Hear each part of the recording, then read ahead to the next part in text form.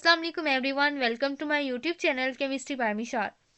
आज के लेक्चर के अंदर हम एरोमेटिक सिस्टम्स के बारे में डिस्कस करेंगे और उनके एनएमआर स्पेक्ट्रा देखेंगे। किस तरह हमारे पास जो डिफरेंट आइसोमर्स हैं एरोमेटिक कंपाउंड्स के, वो किस तरह डिफरेंट जो है वो स्पेक्ट्रम जो है वो शो करते हैं। जैसे कि हमारे पास यहाँ पे अगर मैं आपको एग्जांपल दिखाऊं तो ये 3 टाइप के जो है हमारे पास हैं आइसोमर्स हैं। एक हमारे पास जो है वो ऑर्थोनाइट्रोएनिलीन है, एक मेटा है एंड देन एक पैरा है। तो हम देखेंगे किस तरह आप स्पेक्ट्रम देख के अंदाज़ा लगा सकते हैं या आप प्रिडिक्ट कर सकते हैं कि ये कौन सा इसका जो है वो कंपाउंड किसके करस्पॉन्डिंग ये हमारे पास स्पेक्ट्रम है, और आप किस तरह आइडेंटिफाई करोगे कि दो ग्रुप्स अपने किस रिलेशन के अंदर प्रेजेंट है। इसी तरह मैं आपको बताऊंगी कि किस तरह ये, जैसे हमारे पास जो है वो ऑर्थो नाइट्रोफिनोल का है एक, और इसी तरह हमारे पास मेटा नाइट्रो बेंजोइक एसिड हो गया। और मैं बताऊंगी किस तरह इलेक्ट्रॉन डोनेटिंग और इलेक्ट्रॉन विड्रॉइंग ग्रुप्स के इफेक्ट होते हैं on NMR spectroscopy. So let's get started. First of all हम देखते हैं कि हमारे पास एरोमेटिक कंपाउंड्स के अंदर कहाँ पे वैल्यूज आती हैं, और उसके बारे में हम देखते हैं कि किस तरह इलेक्ट्रॉन डोनेटिंग और विड्रॉइंग ग्रुप्स इसको इफेक्ट करते हैं। वैसे तो हमने बेसिक एनएमआर जब हमने पढ़ी थी स्टार्टिंग में, उसमें मैंने आपको टेबल में सारा बता दिया था कि एरोमेटिक के हमारे पास जब 6.5 से 8.5 की रेंज में हमारे पास वैल्यूज आ रही होती है, और मोस्टली वो जो है वो 6.8 टू 7.2 पे आ रही होती है। ठीक है, लेकिन आज हमारा मेन फोकस ये होगा कि किस तरह आप सब्स्टिट्यूएंट को जो है वो डिफरेंट जो सब्स्टिट्यूएंट है उनको आइडेंटिफाई कर सकते हो। ठीक है, सो सबसे पहले हम देखते हैं कि हमारे पास एरोमेटिक कंपाउंड्स की मोस्टली पीक शो होती है which is about 7 ppm, around 7 ppm, like 6.8 या 7.2 इस तरह करके। ओके, अगर आपके पास इलेक्ट्रॉन विड्रॉइंग ग्रुप है, इलेक्ट्रॉन विड्रॉइंग ग्रुप जिसके अंदर आपका नाइट्रो, सियानो, कार्बोक्सिलिक और कार्बोनिल ग्रुप होता है, उसका आपको पता है कि ये क्या करते हैं, अपनी तरफ इलेक्ट्रॉन्स को विड्रॉ कर लेते हैं। यानी हमारे पास जो इलेक्ट्रॉन विड्रॉइंग ग्रुप है वो अपनी तरफ जो है वो इलेक्ट्रॉन को अट्रैक्ट कर लेता है। एज ए रिजल्ट हमारे पास क्या होती है, इलेक्ट्रॉन डेंसिटी जो है वो कम हो जाती है, और जब इलेक्ट्रॉन डेंसिटी कम हो जाती है तो जब बाहर से जो मैग्नेटिक फील्ड है उसका इफेक्ट ज़्यादा होता है, और हायर प्रेसिशनल फ्रीक्वेंसी के साथ आपका जो न्यूक्लियाई है वो मूव करता है। जब हाई प्रेसिशनल फ्रीक्वेंसी के साथ मूव करता है, जब उसका बाहर वाले का इफेक्ट इस पर ज़्यादा होता है, एज ए रिजल्ट आपको हाई जो फ्रीक्वेंसी की जो रेडिएशन है वो उसको देनी पड़ती है, ताकि आप उसको क्या कर सको, उसमें रेजोनेंस का फिनोमिना शो कर सको। ठीक है, और जब हमारे पास रेजोनेंस का फिनोमिना हाई फ्रीक्वेंसी पे होता है तो हमारे पास हाई केमिकल शिफ्ट की जो है वो वैल्यू आ रही होती है। Okay, so we can say कि हमारे पास जो है वो क्या होगा कि आपके पास ये वाले जो ग्रुप्स हैं ये इलेक्ट्रॉन डेंसिटी को क्योंकि कम करते हैं, तो हम ये कह सकते हैं कि इनडायरेक्टली ये क्या कर रहे हैं, हाई केमिकल शिफ्ट पे जो है वो शिफ्ट करते हैं आपके पीक्स को। ठीक है, तो ये हमारे पास डाउन फील्ड जो है वो सिग्नल शो होता है जब इलेक्ट्रॉन विड्रॉइंग ग्रुप को एरोमेटिक सिस्टम पे अटैच हो। लेकिन अगर इलेक्ट्रॉन डोनेटिंग ग्रुप हो, इलेक्ट्रॉन डोनेटिंग ग्रुप के केस में क्या होता है, इलेक्ट्रॉन डेंसिटी इनहेंस हो जाती है, जैसे मिथोक्सी या NH2 ग्रुप के केस में। तो इस केस में हमारे पास जो एरोमेटिक सिग्नल्स हैं ये हमारे पास 7 की बजाय आपके 6.5 पे आ जाएंगे, 6.4 पे आ जाएंगे, इस तरह आ जाएंगे। यानी हमारे पास इस रेंज से क्या हो जाएंगे, अप फील्ड पे शिफ्ट हो जाएंगे। इसी तरह हमारे पास जो है वो डिफरेंट सब्स्टिट्यूशन होती हैं बेंजीन रिंग के ऊपर, मोनो सब्स्टिट्यूटेड बाय सब्स्टिट्यूटेड होते हैं बेंजीन रिंग्स। तो उसके हिसाब से डिफरेंट डिफरेंट तरह के आपके पास जो है वो पैटर्न्स देखने को मिलते हैं। ठीक है, अब अगर जनरल बात की जाए तो अगर लो फील्ड होगा ना, इसको मैं पॉइंट को बाद में डिस्कस करती हूँ नेक्स्ट स्लाइड पे। लो फील्ड मतलब आपने 60 मेगाहर्ट्ज की इंस्ट्रूमेंटल फ्रीक्वेंसी जो है वो यूज़ की है, या आपने जो है वो 300 मेगाहर्ट्ज की यूज़ की हुआ है, तो एज ए रिजल्ट हमारे पास डिफरेंट टाइप के स्पेक्ट्रा आएंगे। मैंने आपको बताया था जब कम फ्रीक्वेंसी का यूज़ कर रहे होते तो आपके पास मोस्टली सेकेंड ऑर्डर स्पेक्ट्रा जो है वो नजर आता है और कम्प्लेक्स होता है। लेकिन अगर आप फ्रीक्वेंसी इन्हेंस कर देते हो तो एज ए रिजल्ट हमारे पास वो सिंपल हो जाता है और फर्स्ट ऑर्डर में जो है वो कन्वर्ट हो जाता है। तो ज़्यादा इजीली आप एरोमेटिक कंपाउंड्स को डिफ्रेंशिएट कर सकते हो ऑन हाई मेगाहर्ट्ज फ्रीक्वेंसी वाला स्पेक्ट्रम। ठीक है, इंस्ट्रूमेंट। नेक्स्ट है हमारे पास मोनोसब्स्टिट्यूटेड रिंग्स के बारे में। अब हमारे पास जो मोनोसब्स्टिट्यूटेड रिंग्स है इससे क्या मुराद होता है, जैसे कि ऑर्गेनिक के स्टूडेंट्स होंगे सब या एनालिटिकल के, केमिस्ट्री के सारे स्टूडेंट्स को पता होता है कि मोनोसब्स्टिट्यूटेड मीन जिसमें हमारे पास एक सब्स्टिट्यूएंट अटैच होता है विद बेंजीन रिंग। अब ये जो हमारे पास सब्स्टिट्यूएंट है ये 3 टाइप्स का हो सकता है, या तो ये इलेक्ट्रॉन विड्रॉइंग ग्रुप हो सकता है, बहुत ज़्यादा इलेक्ट्रॉन विड्रॉइंग ग्रुप। ठीक है, या हमारे पास ये जो है वो इलेक्ट्रॉन डोनेटिंग ग्रुप हो सकता है। ओके, वैसे ही इसकी 2 टाइप्स होती हैं, इलेक्ट्रॉन डोनेटिंग और इलेक्ट्रॉन विड्रॉइंग, लेकिन ना हम ये जो एनएमआर की स्टडी के लिए हम इसको कहते हैं कि इसकी 3 टाइप्स है, हम वैसे ही समझने के लिए कहते हैं। और एक हमारे पास कोई ऐसा ग्रुप जो कि हमारे पास ना तो ज़्यादा इलेक्ट्रॉन डोनेटिंग हो और ना ज़्यादा इलेक्ट्रॉन विड्रॉइंग हो। ठीक है, मतलब वो ऑलमोस्ट जो है बस मतलब मिडवे हो, ठीक है, नॉर्मल रेंज में हो, ना उसकी ज़्यादा ही इलेक्ट्रॉन डोनेटिंग पावर हो, ना उसकी ज़्यादा इलेक्ट्रॉन विड्रॉइंग हो, मिडवे हो। जैसे कि हमारे पास अल्काइल ग्रुप्स आ जाते हैं, ठीक है। अल्काइल ग्रुप्स क्या होते हैं, वो सारे के सारे इलेक्ट्रॉन पेयर ना तो डोनेट करते हैं, ना वो इलेक्ट्रॉन पेयर लेते हैं, बल्कि वो हाइपर कॉन्जुगेशन दिखाते हैं। इस तरह के तमाम ग्रुप्स जिसमें हमारे पास अल्काइल ग्रुप्स वगैरह आ जाते हैं, इथाइल, प्रोपाइल, इस तरह के जो ग्रुप्स हैं वो आ जाते हैं। उनके अंदर जो बेंजीन रिंग है, अगर वो मोनो सब्स्टिट्यूटेड है, इट मीन्स कि हमारे पास एक आर ग्रुप, एक अल्काइल ग्रुप अटैच है। व्हाट डज इट मीन कि हमारे पास जो है वो बाकी इसके पास कितने प्रोटॉन्स बच के, जो कार्बन के साथ बेंजीन रिंग की कार्बन से डायरेक्टली अटैच है, टोटल 5। तो हमें देखने से ये लग रहा है कि हमारे पास ये पांचों जो प्रोटॉन्स हैं वो क्या करेंगे, किस तरह बिहेव करेंगे, ये दो प्रोटॉन एक जैसा सिग्नल प्रोड्यूस करेंगे, ये दोनों इक्विवेलेंट है, और ये हमारे पास जो है वो डिफरेंट है, तो हमारे पास 3 टाइप के जो है सिग्नल आएंगे। लेकिन जब हम 60 मेगाहर्ट्ज पे देखते हैं, तो क्योंकि ये अल्काइल सब्स्टिट्यूटेड बेंजीन है, इसके तमाम जो हमारे पास जो प्रोटॉन्स है पांचों के पांचों, आल्दो ये डिफरेंट है, लेकिन ना इनकी जो फ्रीक्वेंसी है ना, वो हमारे पास या केमिकल शिफ्ट की जो वैल्यू बहुत करीब करीब होती है। तो जब हम थोड़ी फ्रीक्वेंसी, थोड़े मेगाहर्ट्ज की फ्रीक्वेंसी के ऊपर या थोड़े इंस्ट्रूमेंटल फ्रीक्वेंसी के ऊपर इसका स्पेक्ट्रम जो है वो ड्रा करते हैं, तो हमें पता चलता है कि ये सारे के सारे प्रोटॉन एक ही सिंगल पीक दे रहे होते हैं, ठीक है। तो जब हमारे पास मोनो सब्स्टिट्यूटेड रिंग हो और उसके साथ वीकली इलेक्ट्रॉन डोनेटिंग और वीकली इलेक्ट्रॉन विड्रॉइंग टाइप जो है वो ग्रुप लगा, बिल्कुल मिडवे वाला, जैसे कि अल्काइल सब्स्टिट्यूटेड हमारे पास जो बेंजीन है, उसके इसमें क्या होता है, जब मोनो सब्स्टिट्यूटेड बेंजीन रिंग है उसको अगर 60 मेगाहर्ट्ज पे स्टडी किया जाए तो वो सिंगल पीक शो करता है। ओके, इसमें पांचों के पांचों प्रोटॉन जो है बहुत करीब करीब जो है अपना सिग्नल देते हैं, एज ए रिजल्ट मर्ज होकर हमें सिंगल पीक देता है। लेकिन जब हम क्या करते हैं कि इसको हाई मेगा हर्ट्स की फ्रीक्वेंसी लाइक 300 इस पे देखते हैं, तो हमारे पास कुछ यूँ जो है वो शो होता है, जिसके अंदर काफ़ी ज़्यादा सिग्नल जो है एक दूसरे के करीब करीब है और थोड़ा छोटा सिग्नल प्रोड्यूस होता है। तो मोस्टली हमारे पास क्या होता है, इसका आता एक ही सिग्नल है, लेकिन अगर हम हाई मेगा हर्ट्स की फ्रीक्वेंसी पे चेक करेंगे, देन हमें जो है वो ये थोड़े से अलग अलग करके दिखेंगे। नेक्स्ट हमारे पास ये हो सकता है कि एरोमेट्रिक रिंग के ऊपर कोई इलेक्ट्रॉन डोनेटिंग ग्रुप लगाओ। इलेक्ट्रॉन डोनेटिंग ग्रुप एक ऐसा ग्रुप होता है जो अपनी इलेक्ट्रॉन डेंसिटी जो प्रोवाइड करता है टुवर्ड्स बेंजीन रिंग। ओके, जैसे कि हमारे पास यहाँ मिथोक्सी ग्रुप है। अब यहाँ पे ऑक्सीजन जो है, यानी कोई इलेक्ट्रॉन पेयर कंटेनिंग जो एटम है वो डायरेक्टली अटैच है आपके बेंजीन रिंग के साथ। एज ए रिजल्ट क्या होगा कि ऑक्सीजन का जो लोन पेयर यहाँ मूव किया और ये जो पाई इलेक्ट्रॉन्स है ये मूव कर गए यहाँ पे। ओके, तो यहाँ पे कार्बन के ऊपर होगा नेगेटिव चार्ज और ऑक्सीजन के ऊपर, और ये जो कार्बन है इन दोनों के दरमियान बन गया डबल बॉन्ड। ओके हो गया। उसके बाद ये जो है बेंजीन रिंग के ऊपर जो माइनस चार्ज है, ये जो नेगेटिव चार्ज है वो डीलोकलाइज हो जाएगा, जिसको हम कहते हैं कि इसके अंदर हमारे पास क्या रेजोनेंस का फिनोमिना हो रहा है। अब जो नेगेटिव चार्ज है, आपको ये पता है कि हमारे पास मिथोक्सी इलेक्ट्रॉन डोनेटिंग है, it will be ortho and para directing. ये हम जो है वो बेसिक जो लेक्चर्स है उनके अंदर ये चीज़ें कवर कर चुके हुए हैं कि हमारे पास मिथोक्सी क्यों इलेक्ट्रॉन डोनेटिंग ग्रुप है और हमारे पास ये क्यों ऑर्थो और पैरा पे ही नेगेटिव चार्ज देता है। वैसे आप यहाँ पे जो है वो इसके रेजोनेटिंग स्ट्रक्चर भी देख सकते हो कि यहाँ पे एक नेगेटिव चार्ज आ रहा है, या यहाँ पे नेगेटिव चार्ज आने की पॉसिबिलिटी है, या यहाँ पे, यानी सिर्फ ऑर्थो और पैरा पे, मेटा पे ऐसा कोई सीन नहीं है। अब क्या होता है कि जिनके ऊपर इलेक्ट्रॉन डेंसिटी ज़्यादा है, जब इलेक्ट्रॉन डेंसिटी जो है वो ज़्यादा हो जाएगी, तो हमारे पास क्या होगा, केमिकल शिफ्ट की वैल्यू क्या होनी चाहिए, कम होनी चाहिए। क्यों कम होनी चाहिए, क्योंकि मैंने आपको बताया था कि इलेक्ट्रॉन डेंसिटी जो है वो इन्वर्सली प्रोपोर्शनल होती है आपके केमिकल शिफ्ट की वैल्यू से। जब इलेक्ट्रॉन डेंसिटी कम होती है, ठीक है, इलेक्ट्रॉन डेंसिटी कम होती है, तो हमारे पास क्या होता है, डी शील्डिंग जो है, क्या हो जाती है, डी शील्डिंग हो जाती है। लेकिन जब इलेक्ट्रॉन डेंसिटी ज़्यादा होती है, तो शील्ड कर रहे होते हैं इलेक्ट्रॉन्स जो हैं वो एक्सटर्नल मैग्नेटिक फील्ड के अगेंस्ट जा रहे होते हैं। एज ए रिजल्ट वो आपके जो प्रोटॉन है उसको क्या कर रहे होते हैं, शील्ड कर रहे होते हैं। ओके, अब हमारे पास अगर इलेक्ट्रॉन डेंसिटी ज़्यादा है इन पार्ट्स पे, तो इट मीन्स कि ये वाले जो हाइड्रोजन है उनके पास जब इलेक्ट्रॉन डेंसिटी ज़्यादा हुई, तो वो क्या करेंगे, वो इस नेगेटिव चार्ज की वजह से शील्ड हो जाएंगे। एज ए रिजल्ट वो कम जो है वो पीपीएम पे अपनी वैल्यू शो करेंगे। इसलिए हमारे पास ऑर्थो और पैरा वाले जो है वो तकरीबन एक जगह पे सिग्नल देते हैं, और मेटा वाला जो है वो हाई हाई पीपीएम वैल्यू पे देता है, क्योंकि उसके ऊपर ना तो कोई नेगेटिव चार्ज आता है और ना कोई पॉजिटिव चार्ज। तो मतलब वैसे तो नेगेटिव के हिसाब से तो उसकी इलेक्ट्रॉन डेंसिटी कम ही हुई ना।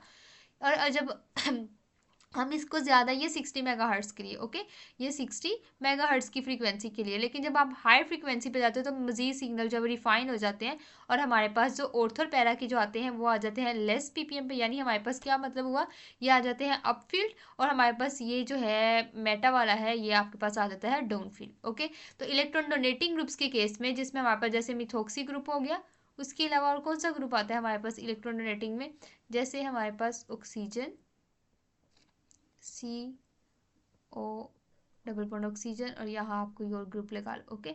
और यहाँ नेक्स्ट यहाँ पे जो है हमारी बेंजीन रिंग अटैच है, ये हो सकता है NH2 ग्रुप हो सकता है, ओके। तो इस तरह वाले जो ग्रुप्स हैं उसके केस में हमारे पास ऑर्थो और पैरा जो है वो उसके हाइड्रोजन जो है फील्ड सिग्नल देंगे और दूसरे वाले जो है वो डाउन फील्ड देंगे। Now comes electron withdrawing group, जिसके अंदर मैंने स्पेसिफिकली एग्जांपल ली है बेंजल्डिहाइड की। इसके लेने की रीज़न जो है मैं अभी आपको बताती हूँ। जो हमारे पास जो है बेंजल्डिहाइड है, इसके केस में क्या होता है कि हमारे पास ये इस तरह के इसके प्रोटोन है, आप इसको देख सकते हैं 5 प्रोटोन्स है और ये आपका बेंजल्डिहाइड अटैच है। अब इस केस में हमारे पास मेटा और पैरा वाले जो है वो इस साइड पे आते हैं और ऑर्थो वाले जो है वो हमारे पास हाई केमिकल शिफ्ट की जो है वैल्यू शो करते हैं वाई। इसकी हम रीज़न आज देखेंगे। अब हमारे पास क्या होता है, आप यहाँ पे देख सकते हैं ये जो कार्बोनिल है, ठीक है, इस कार्बोनिल की वजह से हमारे पास यहाँ पे है पाई बॉन्ड, ठीक है, यहाँ पे क्या है पाई बॉन्ड है। अब इस पाई बॉन्ड की इलेक्ट्रॉन डेंसिटी है, अब इसकी इलेक्ट्रॉन डेंसिटी की वजह से यहाँ पे हमारे पास हुई डायमैग्नेटिक एनाइसोट्रोपी, यानी हमारे पास यहाँ पे मैग्नेटिक फील्ड इक्वल नहीं है। अब ये आप देख सकते हैं यहाँ पे, अगर मैं यहाँ पे आपको शो करवाऊँ, ये एक पॉजिटिव और नेगेटिव साइन शो है, ओके। अब आपका जो प्रोटॉन है वो हमारे पास इस तरह से अरेंज है कि वो इसकी इलेक्ट्रॉन डेंसिटी में इस तरह से आ जाता है कि ये डी शील्ड हो जाता है। क्या हो जाता है? डी शील्ड हो जाता है। इसकी डी शील्डिंग की वजह से यानी हमारे पास यहाँ पे जो इलेक्ट्रॉन डेंसिटी है वो हमारे पास क्या करती है, लॉन्ग दी मैग्नेटिक फील्ड जो है वो प्रोड्यूस करती है अपना मैग्नेटिक फील्ड। इट मीन्स कि यहाँ पे इस हाइड्रोजन पे क्या होगी, डी शील्डिंग होगी, जिसकी वजह से ये क्या सिग्नल देगा, ये अब ये हमारे पास डाउन फील्ड सिग्नल देगा। इस वजह से जो ऑर्थो के प्रोटॉन है वो डाउन फील्ड सिग्नल देते हैं, जबकि हमारे पास मेटा और पैरा के जो है वो क्या देते हैं, अप फील्ड जो है वो सिग्नल शो करते हैं। लेकिन बाकी जो हमारे पास होते हैं इलेक्ट्रॉन विदड्रॉइंग ग्रुप्स, उनके केस में मोस्टली ये होता है कि हमारे पास जो ऑर्थो मेटा और पैरा है, और हमारे पास उस केस में क्या होता है, जैसे ये बेंजीन रिंग है और यहाँ पे आपके पास कोई ऐसा ग्रुप अटैच है जैसे कि कोई भी इलेक्ट्रॉन विदड्रॉइंग दे ले, साइनाइड वगैरह जैसे होते हैं, लेकिन यहाँ मैं एक सिंपल एग्जांपल दे रही हूँ, कोई इलेक्ट्रॉन विदड्रॉइंग ग्रुप है, ठीक है, लेकिन कार्बोनिल की बात नहीं कर रही। अब उस केस में क्या होता है कि इलेक्ट्रॉन विदड्रॉइंग ग्रुप की वजह से जब आप रेजोनेटिंग स्ट्रक्चर बनाओगे तो उसकी ऑर्थो वाली पोजीशन में पॉजिटिव चार्ज आने की पॉसिबिलिटी है और एक उसके पैरा पे आने की पॉसिबिलिटी है। तो उसके हिसाब से हमारे पास ये होगा कि ऑर्थो और पैरा वाले हमारे पास क्या होंगे, अपफील्ड होंगे, और मेटा वाला क्या हो, ऑर्थो और पैरा वाले हमारे पास ऑर्थो और पैरा वाले ये हमारे पास होंगे डाउन फील्ड, ठीक है, ये हमारे पास होंगे डाउन फील्ड, और जो हमारे पास मेटा वाला है ये आपके पास होगा अप फील्ड, ओके। उस केस में थोड़ा सा सीन जो है वो डिफरेंट हो जाएगा, अदरवाइज आपका जो ऑर्थो वाला है उसके डाउन फील्ड होने की दो रीजंस है एक्चुअली, ठीक है। एक रीज़न तो बेंजल्डिहाइड, अगर बेंजल्डिहाइड की बात, एक रीज़न तो ये है कि हमारे पास इसके रेजोनेटिंग स्ट्रक्चर ड्रा करोगे तो ऑर्थो और पैरा पे आएगा पॉजिटिव चार्ज, ये आपने बेसिक लेक्चर्स में पढ़ा हुआ है। अब जब यहाँ पे ऑर्थो और पैरा पे पॉजिटिव चार्ज आने की पॉसिबिलिटी है, इट मीन्स कि यहाँ पे इलेक्ट्रॉन डेंसिटी क्या है, कम हो गई है, ठीक है। तो इसकी इलेक्ट्रॉन डेंसिटी एक तो ऑर्थो पे वैसे ही कम है, उसके साथ साथ ये जो इसका जो डायमैग्नेटिक शील्डिंग है उसकी वजह से और ज़्यादा कम होगी, तो डेट्स वाई ऑर्थो वाले जो है वो डाउन फील्ड सिग्नल देते हैं। अब हम बात करते हैं एनीथोल की। एनीथोल हमारे पास एक एग्जांपल है जिसके अंदर हम स्टडी करेंगे कि हमारे पास actually disubstituted benzene ring के अंदर क्या केस होता है। ये हमारे पास डाई सब्स्टिट्यूटेड बेंजीन रिंग का केस है। यहाँ पे मैंने इलेक्ट्रॉन डोनेटिंग ग्रुप मिथोक्सी लगा लिया और यहाँ पे आपका आ गया एक और ग्रुप जो कि आप जो इसे कह सकते हो कि ये आपका जो है वो इलेक्ट्रॉन डोनेटिंग ग्रुप है, ये भी ठीक है। इसको इलेक्ट्रॉन डोनेटिंग भी हो सकता है, इलेक्ट्रॉन विड्रॉइंग भी हो सकता है। अब यहाँ पे हमारे पास क्या होता है, अगर आप इसको देखो, मैं यहाँ पे इसको अगर शो करवाना चाहूँ, ये हमारे पास है एक दूसरे के पैरा पोजीशन पे मिथोक्सी और ये वाला। अब इसके अंदर है प्लेन ऑफ सिमेट्री। इस प्लेन ऑफ सिमेट्री की वजह से ये पता चला कि हमारे पास ये वाला प्रोटॉन और ये वाला प्रोटॉन जो है वो आपस में इक्वलेंट है।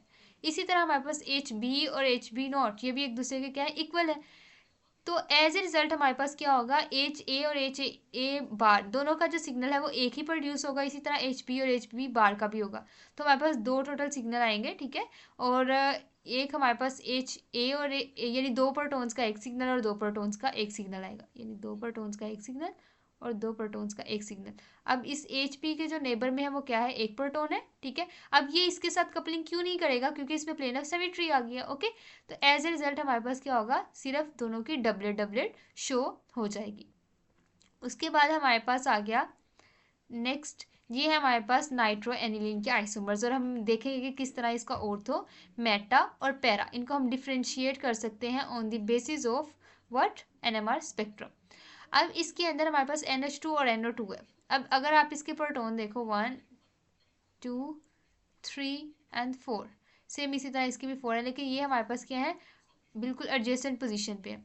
अब इसके अंदर अगर आप देखो तो किस तरह सिग्नल आएंगे, अगर मैं खुद ही इसको नाम दे दूँ, इसको HA का नाम दे देती हूँ, इसको HB का नाम दे देती हूँ, इसको HC का और इसको HD का। ओके, अब इसके अंदर हमारे पास कोई प्लेन ऑफ सिमेट्री नहीं नज़र आ रही है आपको, कोई भी आपको जो है वो नज़र नहीं आ रही है, एक्सिस ऑफ सिमेट्री नज़र आ रही। इट मीन्स कि इसके अंदर सारे प्रोटॉन्स के अलग अलग सिग्नल होंगे। अब ये हमारे पास जो है ये वाला HA वो क्या सिग्नल देगा, एक तो ये HB के साथ कपल कर सकता है और एक ये HC के साथ कपल कर सकता है। लेकिन ये जो है 60 मेगाहर्ट्ज का जो है वो स्पेक्ट्रम है, तो हम सिर्फ जो है वो एक एक कपलिंग देखते हैं इसमें, ठीक है। HA जो है वो हमारे पास क्या शो करेगा, HA शो करेगा हमारे पास डबलेट। ओके, उसके बाद हमारे पास जो है वो आ जाता है, मैं इसको डिफरेंट कलर से ले लेती हूँ, ये HB आ गया आपके पास। HB जो है हमारे पास कपल कर सकता है HA से और HC से, यानी हमारे पास इसके दो नेबर हैं तो इसका ट्रिपलेट आ सकता है। उसके बाद हमारे पास आया HC, HC का भी क्या बन सकता है, ट्रिपलेट, और HD का बन सकता है डबलेट। ओके, अब इसके अकॉर्डिंग हमारे पास क्या होगा, एक डबलेट, एक ट्रिपलेट और एक डबलेट। इसी के अकॉर्डिंग ही हमारे पास जो है वो चार तरह की अगर आपके पास पीक्स आ रही हैं तो इट मीन्स कि आपके पास ये जो आइसोमर है वो ऑर्थो है, ठीक है। अभी मैं आपको बताती हूँ कि ये कौन सा जो हमारे पास ट्रिपलेट है वो किसकी है। अभी हम सिर्फ ये देख लेते हैं नंबर ऑफ सिग्नल्स के, एक दो डबलेट आएंगी, दो ट्रिपलेट आएंगी। अब अगर इसकी बात की जाए तो इसमें एक ये प्रोटोन है आपके पास, एक यहाँ पे प्रोटोन है, एक यहाँ पे प्रोटोन है और एक यहाँ पे। अगर आप इसमें देखें कि प्लेन ऑफ सिमेट्री, तो क्या आपको इसके अंदर कोई प्लेन ऑफ सिमेट्री नजर आ रही है, नहीं, इसके अंदर भी कोई प्लेन ऑफ सिमेट्री नहीं है। इसका मतलब कि चार सिग्नल इसके अंदर आएंगे। इस प्रोटोन की तो हमारे पास होगी सिंपल सिंगलेट, ठीक है। इस प्रोटोन की हमारे पास क्या होगी, वो साथ वाले प्रोटोन के साथ कपल कर रहा है तो इसकी आएगी डबलेट। इस प्रोटोन की भी क्या आएगी, ट्रिपलेट आएगी, और इस प्रोटोन की आएगी डबलेट। यानी हमारे पास एक डबलेट, एक सिंगलेट, एक ट्रिपलेट, दो और एक और डबलेट, यानी हमारे पास टोटल दो डबलेट, एक सिंगलेट और एक ट्रिपलेट आ रही है, ठीक है। अगर वो एक दूसरे के पैरा रिलेशन में है तो उसमें आप देख सकते हो इसमें प्लेन ऑफ सिमेट्री है। प्लेन ऑफ सिमेट्री की वजह से क्या हुआ कि सिर्फ क्या आएंगे, एक इस ये एच और ये एच बराबर हो गए तो एक सिग्नल तो इन दोनों का आ जाएगा, यानी एक सिग्नल ये हो गया। अब ये वाला एच, ठीक है, और ये वाला एच, ये भी एक दूसरे के क्या है, बराबर है, तो एक सिग्नल इसका आ जाएगा। यानी हमारे पास इसको आप कह दो कि दो प्रोटॉन्स का एक सिग्नल आएगा और वो क्या होगा, डबलेट होगी, ठीक है। ये एच इसके साथ और दो प्रोटॉन्स का एक सिग्नल आएगा, तो दो डबलेट आएंगे। तो अब आपने देख लिया कि जब हमारे पास डाई सब्स्टिट्यूटेड बेंजीन रिंग हो, दोनों इसके ऊपर लगे हुए सब्स्टिट्यूटेंट डिफरेंट हो, जैसे यहाँ पे NH2 है और नाइट्रो है, उसके केस में क्या होगा, अगर आपके पास है एक ऐसा जो ऑर्थो सब्स्टिट्यूटेड है, ऑर्थो डाई सब्स्टिट्यूटेड है, उसके केस में दो ट्रिपलेट दो डबलेट। अगर आपके पास जो है वो ऑर्थो के बजाय हमारे पास क्या है, मेटा है, उसके केस में दो डबलेट, एक सिंगलेट और एक ट्रिपलेट। और अगर इसके अलावा आपके पास कोई पैरा है तो उसके अंदर दो डबलेट आएंगी। तो ये हमारे पास क्या था, इसके आइसोमर को डिफ्रेंशिएट करने का तरीका था। अब मैं आपको बताती हूँ कि इसमें डबलेट कौन सी है और ट्रिपलेट कौन सी है। उसके लिए आपको थोड़ी इलेक्ट्रॉनिक जो हमारे पास होते हैं फैक्टर्स हैं उनके बारे में थोड़ा पता होना चाहिए। अब यहाँ पे आप देखें NH2 है, NH2 की वजह से, क्योंकि इलेक्ट्रॉन डोनेटिंग है, ये इलेक्ट्रॉन डेंसिटी इसमें ज़्यादा है, यहाँ पे इलेक्ट्रॉन डेंसिटी ज़्यादा है और यहाँ पे चांसेस है लेकिन वो नाइट्रो ग्रुप आ गया। अब नाइट्रो ग्रुप की वजह से यहाँ पे इलेक्ट्रॉन डेंसिटी कम है, मैं ब्लू को जो है कम से इंडिकेट कर रही हूँ, और यहाँ पे नाइट्रो की वजह से एक यहाँ पे कम है, एक यहाँ पे कम है और एक यहाँ पे कम है, ठीक है। अब NH2 की वजह से यहाँ ज़्यादा थी, सॉरी मैंने यहाँ पे गलत बना दिया, यहाँ पे कम है, ओके, NO2 के अकॉर्डिंग। और ये जो रेड वाले हैं इसमें हमारे पास इलेक्ट्रॉन डेंसिटी ज़्यादा है अकॉर्डिंग टू NH2, ठीक है। इसके अंदर हमारे पास अगर मैं इस प्रोटोन को देखूँ, एक ये प्रोटोन के अंदर डबलेट आने के चांसेस है, एक ये के, यानी हमने ये आइडेंटिफाई करना है कि डबलेट किसकी है, या हमारे पास ज़्यादा केमिकल शिफ्ट पे किसकी वैल्यू आएगी। अब यहाँ पे ये देखें ये हमारे पास किस पॉइंट पे मौजूद है जहाँ पे इलेक्ट्रॉन डेंसिटी कम है, इलेक्ट्रॉन डेंसिटी ज़्यादा है। रेड वाले हमने क्या बताया था, इलेक्ट्रॉन डेंसिटी ज़्यादा है, इट मीन्स ये हमारे पास देंगे अपफील्ड। और जिनके ऊपर इलेक्ट्रॉन डेंसिटी, एक यहाँ तो प्रोटॉन नहीं है, यहाँ है प्रोटॉन इस पॉइंट पे, और इसके ऊपर इलेक्ट्रॉन डेंसिटी क्या है, कम, तो ये वाली आएगी। यानी हमारे पास अगर मैं इसको नाम दूँ इन एज को, तो मैं इसको कह देती हूँ ये वाला हमारे पास प्रोटॉन है, एच ए, ओके।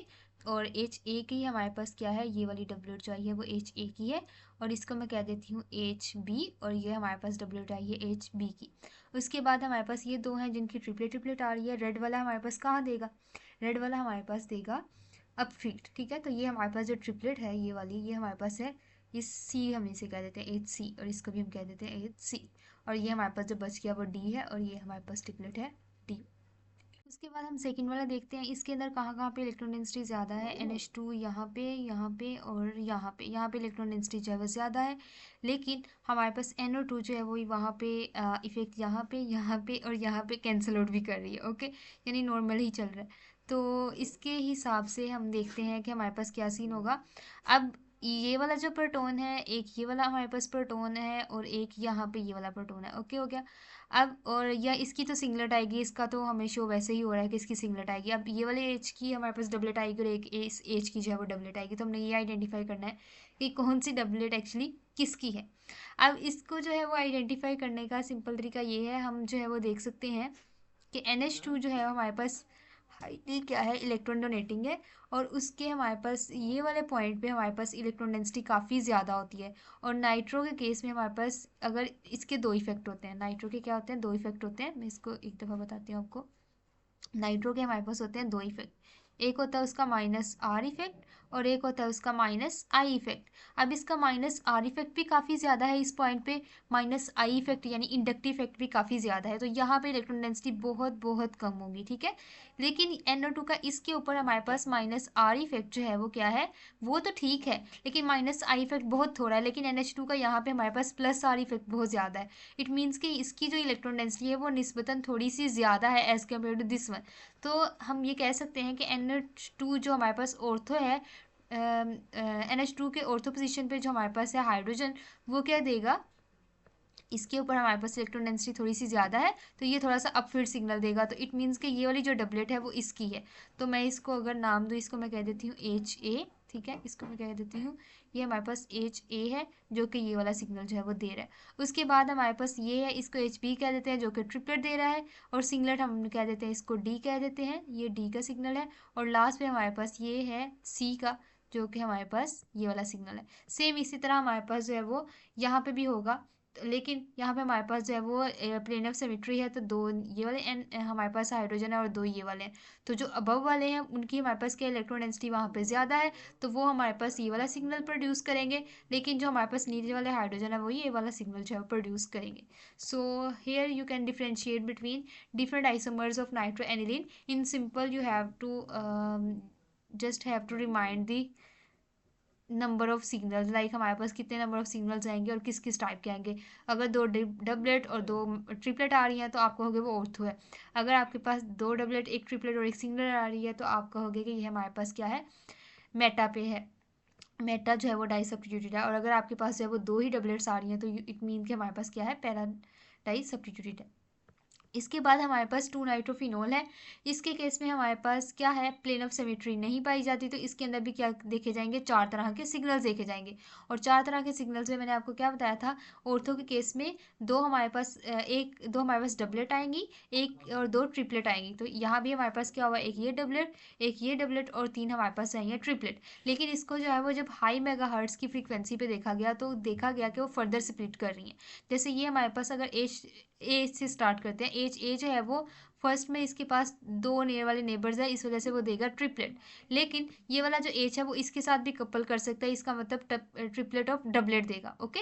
तो ये हमारे पास है ट्रिपलेट ऑफ डबलेट। अगर आप बात करें एच बी की, एच बी जो है उसके नेबर में हमारे पास जो इंस्टेंट नेबर है उसके पास है एक, ठीक है, यानी इसके साथ कपल करेगा ज़्यादा लेकिन इसके साथ करेगा थोड़ा कम। एज ए रिजल्ट ये हमारे पास डबलेट ऑफ डबलेट देगा। तीसरा हमारे पास है एच सी क्या करेगा, ये इसके बिल्कुल नेबर में हमारे पास दो हैं तो ये ट्रिपलेट देगा, लेकिन इसकी जो इसके साथ कपलिंग है बहुत स्लो है, थोड़ी है। एज ए रिजल्ट हमारे पास ये क्या करेगा, एक इसके साथ इसकी कपलिंग है, इसको अगर मैं दोबारा बनाऊँ एच सी को, एच सी के केस में हमारे पास क्या होगा, एच सी जो है वो इन दोनों से कपल कर रहा है डायरेक्टली, ओके, और एक इसके साथ उसके डी के साथ कपलिंग है। तो एज ए रिजल्ट हमारे पास ये क्या बना रहा है, ट्रिपलेट ऑफ डबलेट। उसके बाद हमारे पास आ जाता है एच डी, ये इसके साथ कपल कर सकता है, ओके, और सेकंड वन ये इसके साथ कपल कर सकता है, लेकिन इसके साथ उसकी कपलिंग वैल्यू ज़्यादा है क्योंकि ये डायरेक्ट इसके साथ ज़्यादा करीब है। एज ए रिजल्ट हम कह सकते हैं कि ऑर्थो कपलिंग क्योंकि ज़्यादा तो ये एक डबलेट देगा, लेकिन ये हमारे पास मेटा कपलिंग भी करेगा तो ये डबलेट ऑफ डबलेट देगा, ओके। तो जब लेस मेगाहर्ट्ज़ पे आप स्टडी कर रहे हो तो तब आपके पास इस तरह की पीक्स आ रही होती है, लेकिन जब आप जाते हो ज़्यादा मेगाहर्ट्ज़ की फ्रीक्वेंसी पे तो आपको ज़्यादा क्लियर सिग्नल्स आते हैं और ज़्यादा अच्छी इन्फॉर्मेशन मिलती है। लेकिन ओवरऑल आप देख सकते हो कि अगर कम मेगाहर्ट्ज़ की फ्रीक्वेंसी पे होता तो 2 डबलेट थी और 2 ट्रिपलेट थी। इसके बाद हमारे पास ये है, हमारे पास जिसके अंदर एक कार्बोक्सिलिक ग्रुप है और एक नाइट्रो ग्रुप है। इस केस में हमारे पास दोनों ही क्या है, इलेक्ट्रॉन विथड्रॉइंग ग्रुप्स अटैच है, और इसके अंदर हमारे पास क्या है, 2 इलेक्ट्रॉन विथड्रॉइंग ग्रुप्स अटैच है और साथ साथ हमारे पास जो है वो 4 तरह के प्रोटॉन है। अब इस केस में भी हमारे पास 4 तरह के प्रोटॉन है। अब 4 तरह के प्रोटॉन है तो आप खुद मुझे बताएंगे कि हमारे पास ये कितने सिग्नल्स जो इसके अंदर जनरेट होंगे। 4 ही क्यों होंगे, क्योंकि ये भी हमारे पास मेटा है, लेकिन एक हमारे पास क्या होगा, जैसे कि हमने यहाँ पे अगर देखा था, अगर आपको याद है, ये मेटा के केस में हमारे पास क्या आई थी, 2 डबलेट, एक सिंगलेट और एक ट्रिपलेट। तो यहाँ पे हमारे पास क्या है, एक ट्रिपलेट और हमारे पास क्या थी, एक सिंगलेट है और 2 इसके पास क्या है, डबलेट्स हैं, ओके। तो 2 डबलेट थी, एक सिंगलेट थी और एक ट्रिपलेट थी। सेम इसी तरह यहाँ भी प्रोड्यूस होगा, लेकिन इसके अंदर इन्होंने फर्दर ज़्यादा मेगाहर्ट्ज़ पे स्टडी किया हुआ है, तो फर्दर जो हमारे पास स्प्लिटिंग है वो भी शो हुई हुई है। यानी अगर आप बात करें H की, अगर हम बात करें इसके इंस्टेंट जो है वो नेबर्स हमारे पास 2 हैं तो ये ट्रिपलेट देगा, लेकिन हमारे पास ये इसके साथ भी वीकली कपल करता है, इतना ज़्यादा नहीं करता है, 0 समथिंग होता है, तो ये ट्रिपलेट ही देगा। उसके बाद हमारे पास अगर आप बात करें H, ये हमारे पास देगा ट्रिपलेट, ओके। ये हमारे पास HA का सिग्नल है। उसके बाद हमारे पास अगर आप HB की बात करो, तो HB के जो हमारे पास इंस्टेंट नेबर है वो हमारे पास है 1, ओके। लेकिन हमारे पास इसका इंस्टेंट नेबर क्या है, 1 है, ओके। लेकिन ए का मतलब ये हुआ कि वो हमारे पास देगा डबलेट, लेकिन हमारे पास HB के हमारे पास जो है वो मेटा के साथ भी कपलिंग कर सकता है और वो एक और नेबर है, लेकिन हमारे पास B दूसरी तरफ से इसके साथ भी कर सकता है, यानी हमारे पास डबलेट ऑफ ट्रिपलेट आएगी, जो कि हमारे पास क्या है, डबलेट ऑफ ट्रिपलेट है। उसके बाद अगर आप बात करें HC की, पहले हम इसे रेज कर लेते हैं। HC के केस में हमारे पास क्या होगा, HC के केस में एक इसके साथ कपलिंग हो सकती है, ये डबलेट हो गया। HC की जो मेटा कपलिंग है एक इसके साथ हो सकती है और एक इसके साथ हो सकती है, तो it means doublet of triplet इसके अंदर आएगा। तो हमारे पास जो है वो डबलेट ऑफ ट्रिपलेट इसके अंदर जो है C की जो है वो डबलेट ऑफ ट्रिपलेट आ जाएगी। उसके बाद हमारे पास अगर आप D की बात कर लें तो D हमारे पास जो है वो उसकी डायरेक्ट किसी के साथ जो है वो इंस्टेंट कपलिंग तो नहीं है, लेकिन हमारे पास इसकी मेटा कपलिंग्स 2 के साथ है, तो एज ए रिजल्ट हमारे पास इसकी जो singlet of triplet you can say, यानी सेपरेटेड सिंगलेट इसकी आ जाएगी। तो ये था हमारा आज का lecture. Thanks for watching my video. अल्लाह हाफिज़।